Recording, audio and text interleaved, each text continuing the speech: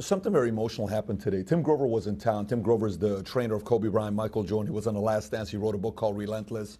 And his book is coming out, Winning. And he did his first live interview with me here in Boca Raton. And we're sitting down talking. And one of the chapters in his book, page 103, by the way, we got to get his book. But one of the chapters, page 103, he talks about how winning is selfish. There is no such thing as balance in winning. It just doesn't exist.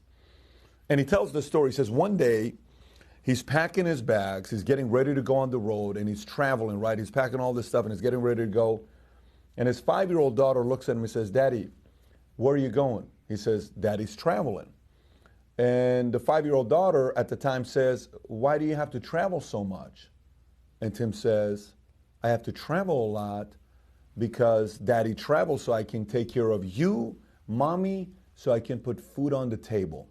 And he says his 5-year-old daughter takes a break, looks away, and then she comes back and looks at his daddy. And he says, "When I heard these words, it love." He says, "It's the most difficult words I've ever heard in my entire life." That's what he says in his book. I'm prefacing what he's saying, but that's pretty much what he's talking about with the statement that she made to him. Daughter looks at Tim and says, "Hey, Daddy, if I eat less, will you stay home more?" Did you hear what I just said? She said, "If I eat less, will you stay home more?" Because she's trying to say, what if I eat less so you can stay with me more often? I asked him this question, and I'm reading his book. Tim is sitting right in front of me. You'll see it in the interview when it comes out on May 19th. He's emotional. I'm emotional. I got a 4-year-old daughter, soon to be 5 in the next few weeks. I got a 9-year-old and I got a 7-year-old, right? And these are my kids. I love these guys. I said, "How did you handle that?" He says, "It wasn't easy." He says, "I thought about it all day long." He said, "But I packed the bags and I still went on the road because I was traveling with Michael for 15 years. That's what he was doing, constantly being with Michael all the time, right? He's traveling." He says, "All I thought about is her." He says, years later, I asked her, I said, "Hey, I want to explain to you why I did what I did." And the daughter says, "You don't have to explain to me, Daddy. I know exactly why you did what you did. It's because you're going after your dreams. You're going doing this, you're doing that." He says, the daughter says, "I'm pursuing my dreams now. And if it wasn't for you, I wouldn't have had that example." So I said, how do you process this? How many of us hit the wall when we get to a point where our daughter or son or somebody doesn't even know they're doing what they're doing? They give you that guilt and you're like, I don't know what I'm supposed to be doing. So then I went a little bit deeper. I said, we're talking about Kobe and Michael Jordan here. He says, yes. I said, the guilt concept, feeling bad because your kids or your parents or your wife or your husband or somebody, is that a decision somebody else can sell you on? Like, meaning, can I sell you on, stop feeling guilty, you shouldn't feel guilty, you ought to go after your dreams? He said, no, it's a decision only you can make. I said, I agree. I've never tried to convince somebody to spend less time with their wife or their kids or anything. It's more a decision you got to make. So I said, let me tell you a story. We went to Louis Basti and we were eating there. It was myself, himself, and Sherry, and we had a great time. One of the best lunches we ever had. We had a very good connection together, and I said, I want to tell you a story about my dad. He says, yeah, what's that?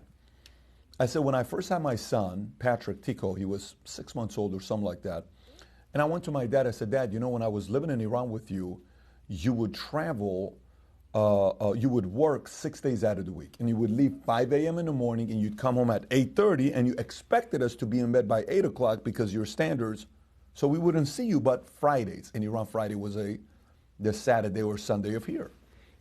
I said, and on Sundays, you were an early bird. You'd wake us up at 6. We'd go to Park Shahan Shahi. Then we'd go to church, a Syrian church. Then we'd go to grandma's house, eat her food. Then we'd come back home. You'd take a 2-hour nap. You'd listen to your music with the headphones he would put on with the old music he would listen to. Then he would come back, have dinner, watch a movie, and then we'd go to sleep, right?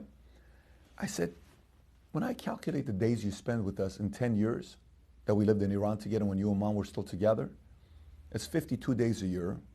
Times 10, 520 days, out of 3,650 days.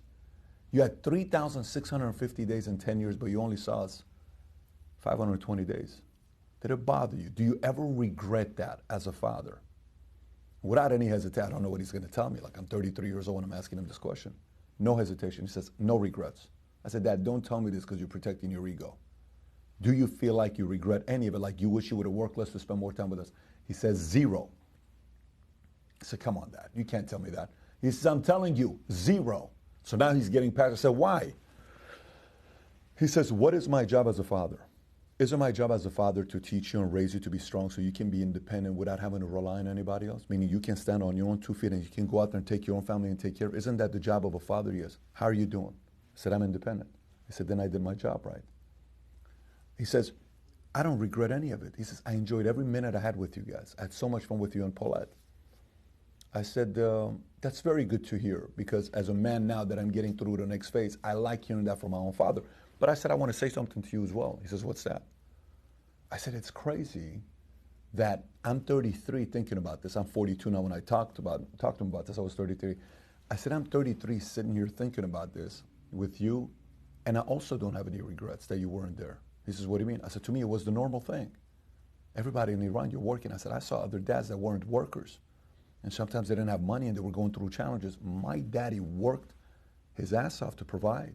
How lucky I am to have a father that provided for me. I said, I wanted you to know from me that I also have no guilt for you. You're the best thing that ever happened to me as a father. I love you and I appreciate your example. We had a very unique moment together, right? I got kids, I'm kind of going through it, and my dad and I have a very good relationship. So let me wrap this up so you kind of get the idea with the point. So Tim says, Pat, you know why I didn't feel guilty? He says, what? He says, if you're away from your family or you're at a bar getting drunk, you're a bad dad if you're doing that, because you don't have moral authority. Why would you not spend time with your kids over drinking and going to a bar? Why would you not want to be there and start going and hanging out and just doing other kind of stuff? Why wouldn't you want to spend more time with your kids, right? He didn't say you're a bad dad. The point he's trying to make is the fact that, hey, you have options. Why not go and spend time more with your kids? He said, but if you're away from your kids, you better make it count and you better win. That is the only way they're forgiven. They'll forgive you if you use that time to win. This is why Kobe's kids loved him. This is why Michael's kids, this is why anybody that lives and performs at the highest level, at least the kids sit there and say, even though daddy was away, even though mommy was away, at least he or she used that time wisely to win. Then when there's experiences, you remind them, look where we are.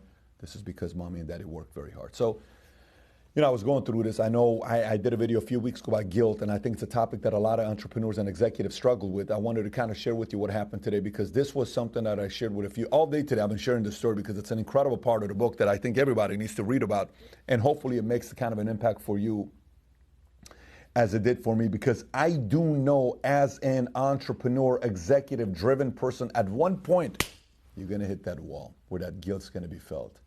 And anybody and everybody can give you advice. I can tell you what to do, but at the end of the day, you have to make that decision yourself. I made my choice to go after my vision because long term, I'd like to be able to set up a position where these kids are in business with me in many, many different ways. They don't have to do the same thing, all three of them, but I'd like long term for our family to be closer, simply because the decisions daddy's making today. So having said that, look, I think to the right person, this is a video that can probably impact your life and start thinking about some of the bigger decisions you need to make in your life. But if you didn't see my first interview with Tim Grover, the author of Relentless and a newest book coming out called Winning, click over here to watch the interview. I have a feeling you're going to take a lot away from this interview. Take care, everybody. Bye-bye.